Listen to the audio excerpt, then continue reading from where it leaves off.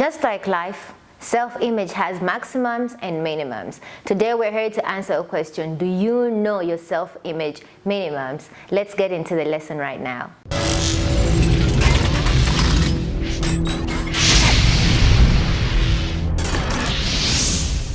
Good morning, good afternoon, and good evening from wherever you are attending class. My name is Loy, and I'm so excited to be here again this week to just edify us and enhance our knowledge on self-image.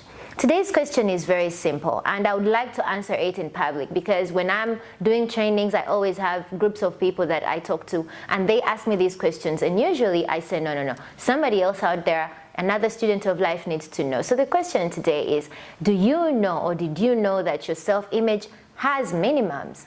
And have you set those minimums? Let's add the word standard to them. Life has extremes, life has maximums, life has extras, but there is also the other side of the minimums, you know, the minimum extras, the minimum extremes. The highest you can go, the lowest you can go. Many times we are very zealous and ambitious to set the highs, to set the maximums. I want to be this, I want to go to this place, I want to do this, but we never realize that we're also slacking a little bit in the minimums. As much as you're going up, you can find yourself in the dampest place, and you wonder either mentally, emotionally, physically, or spiritually.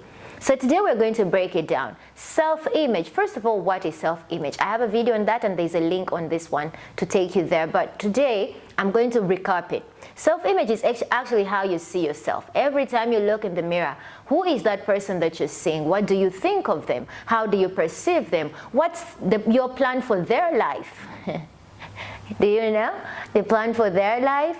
The person you see, the person you keep taking selfies of, the person that you have pictures of either on your phone or in your photo album, that person. And that person is you. So many times we dwell on the personal image. Personal image is how others perceive you, and those lenses are too many. You can never change them. You can even never know how many they are. But you have one lens of yourself, these two eyes of yours, and one mind and one heart that help you to actually understand who this person is that I am talking to right now, or me that is talking to you right now.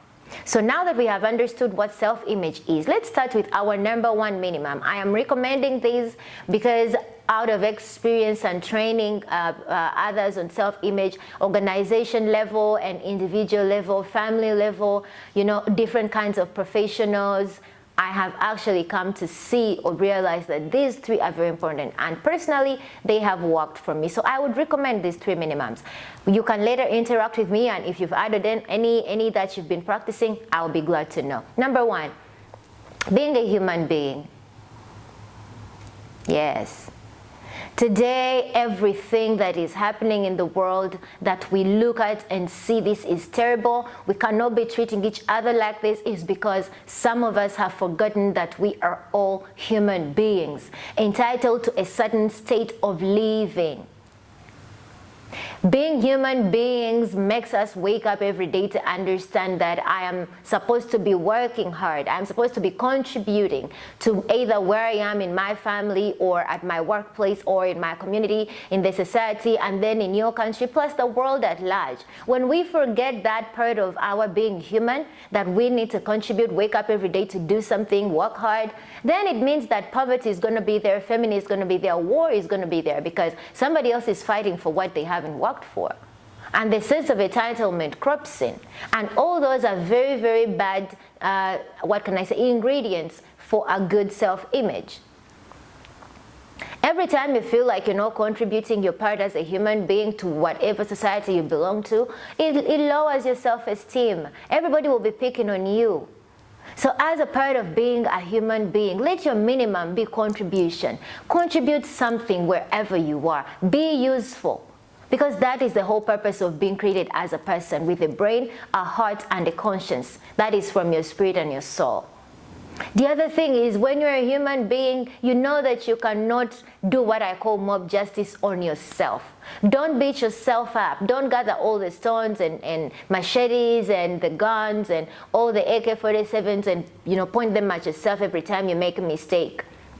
Part of being a human being is to make a mistake, is to folly, and especially to self. to self, make peace with that, and understand that as a person, I'm bound to make mistakes. And what does that teach you? Teaches you to forgive yourself every time and pick yourself up every time and keep moving. And how does that translate into your environment or the people that you live with? You're going to be able easily to do the same for them. Isn't that very powerful? But that only comes from a result of understanding the minimum I can be in this life is a human being. A human being acknowledges that love exists. I hear people make statements like, I love who I love and I don't love who doesn't love me. Well, I love who loves me, I don't love who doesn't love me. Njagala njagala tanjagala simwagala. That is a poor statement. If you want to make an impact in this world and in this life, whose life are you going to impact without loving them? You might not love them the way you think about it. But as a human being, love is embedded in us. That is why you think we have an option of obutabagala. I'm not sure I know everybody that really watches these videos all over the world, because we have students of life from 25 countries currently. I don't know them physically, but because I care about you, I love you, and I as a human being, and I know what I have is for you, there is no way I can make such statements. So if you're a student of life and you're here, you cannot make such statements anymore. As a human being, we are supposed to love each other. The choice is yours on how you express that love. This is how I express my love for human beings. So you also need to choose where you express love and how, and for what purpose. Your motive is important. So as a human being, have that little minimum and say, no. There's things I can't do to other people, there's things I can't do. And that starts with yourself. There's no way you're not going to make such statements if you don't even actually know what self-love is. Most of you think self-love is taking selfies, going out to eat. No, it's taking care of your inward part and protecting it. That is all. Feeding it well. And we're going to know through the second way of setting a minimum for your self-image. And that second way for setting a minimum for your self-image is acquiring knowledge. Knowledge, be knowledgeable. That's a minimum. Knowledgeable about life. As a man and as a woman, as a boy and as a girl, as a husband, as a wife, as a daughter, as a son, as a boss and as a subordinate, whatever thing you are in life. Understand how life works. Have knowledge for that particular dimension you're at in life. Okay. The other way to have knowledge is that you need to actually know what is going on. Acquire knowledge for where you're going. Be bound by your cause on this earth. Be bound by your purpose. Be bound by your pursuits. Do not acquire knowledge that is completely outside what you're trying to pursue or where you're not going. In one of the previous videos, I think last year, I talked about the 5 ways through which people learn. And one is by reading.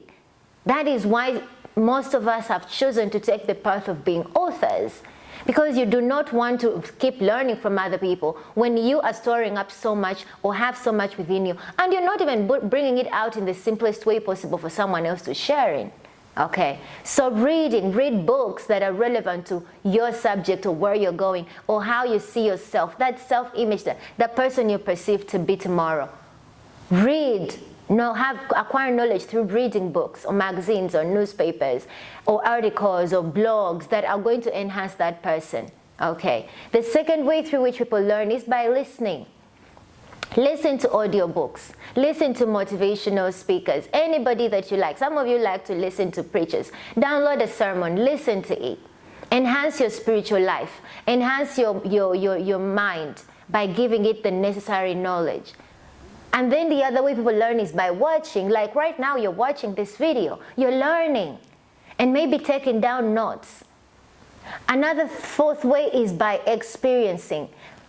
Beginning of this month, we had Mind Your Image evening with me. And I had in this room 23 ladies, actually. I was the 23rd, 24th. Then we had, of course, help from some gentlemen.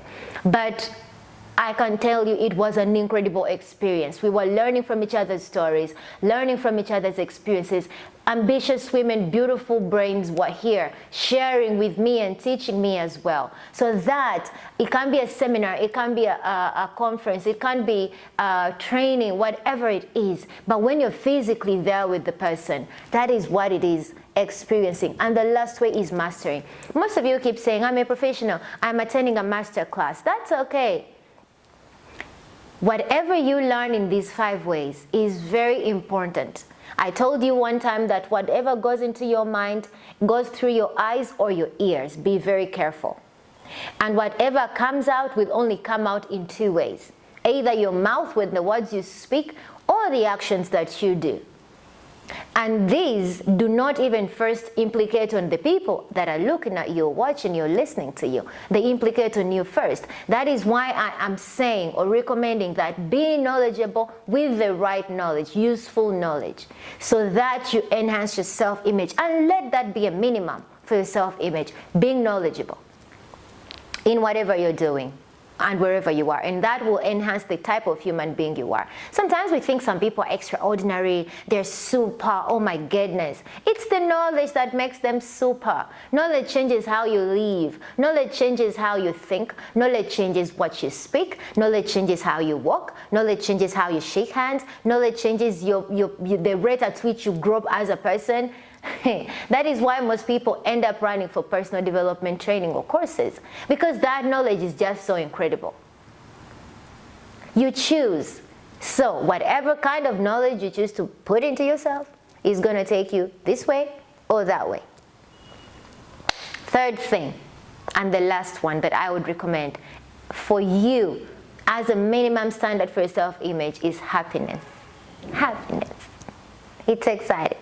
Happiness, it's a state of mind, and it is also something that human beings need to have. So when you decide not to have it, yet it's freely available, not even God is going to be blamed for that. It is you with your own hands. You are committing mob justice to yourself. Okay, so choose happiness. Where does happiness come from? It's a state of mind. And what happens into your mind, or how does the mind create happiness for you? Remember number 2, knowledge. The type of knowledge that you have decided to store in your mind will either give you happiness or misery. I can guarantee you. It will bring you hope or give you hopelessness. Do you see this that we do when we, teach and train?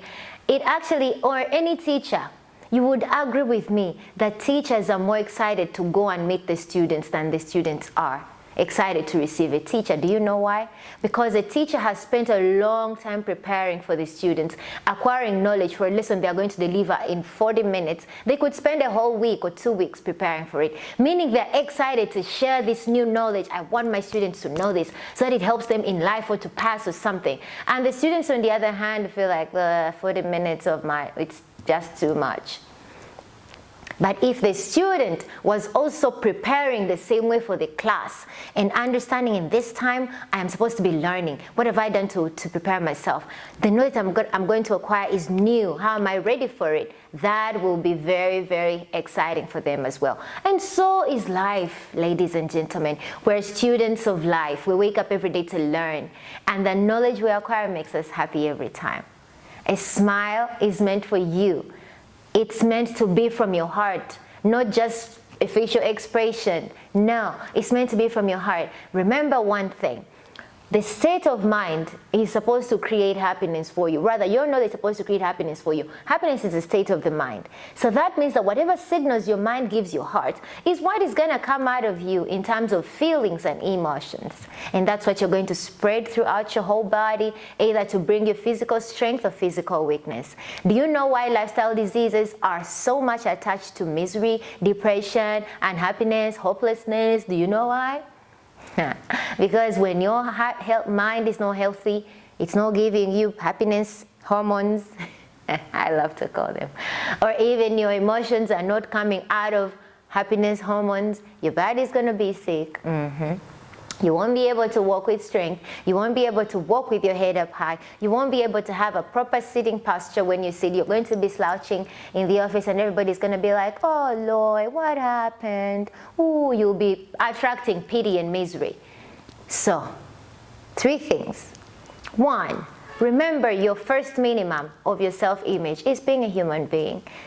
Okay, the second one, that knowledge of being a human being, you should use it. Acquire more to sustain this part of being a human being. Understand that. We will have longer videos on each one of these to see how they're related directly to our self-image. And the third thing, after you acquire knowledge that sits in your mind gives you actions and words, and those will generate happiness for you in this life, irrespective of what it is. We will not ever take away the pain and the sorrows of this world, but believe me, God created each human being with a hormone or gland of happiness. It's up to you to pick it up and boost it with knowledge. And remember, as a human being, these are my minimums. So that marks the end of today's class. And if you forget anything, don't forget that your self-image is more important than your personal image, okay? Use these 3 tools of minimums of your self-image to just enhance it and walk with your head up high. And remember, every time tell somebody, no, my image coach told me that I have minimums to my self-image. I'm a human being, I am knowledgeable, and I'm happy. Those are our declarations. So with this, do not forget to subscribe to the channel if you haven't yet. If you're new in this class, put that notification bell on and put your comment down there. Let me know what your question is or your concern. And believe me, I will be very happy to give you a shout out to know if you're new and the country from which you are watching and attending class. I love you, fellow human beings. Don't forget that. And God bless. Till next time. Bye.